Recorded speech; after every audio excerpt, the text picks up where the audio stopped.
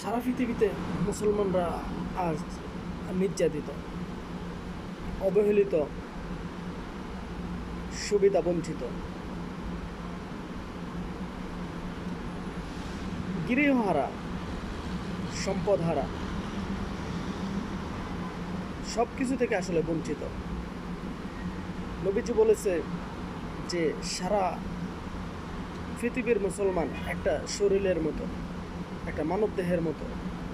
মানুষের মাথায় ব্যথা লাগলে মানুষ পুরো শরীর অনুভব করে, হাতে ব্যথা লাগলে পুরো শরীর অনুভব করে। কিন্তু আজকে মুসলমানরা ব্যথিত, আমরা ব্যথা পাচ্ছি না। আমরা কিসের মুসলমান? আমরা আসলে আরেক হাদিসে আল্লাহ নবী বলেন যে দোয়া সব ইবাদতের মূল। আমরা দোয়া ছাড়া আর কিছুই করতে পারি না। ইনশাল্লাহ সবাই আমরা অবহেলিত মুসলিমদের জন্য দোয়া করি।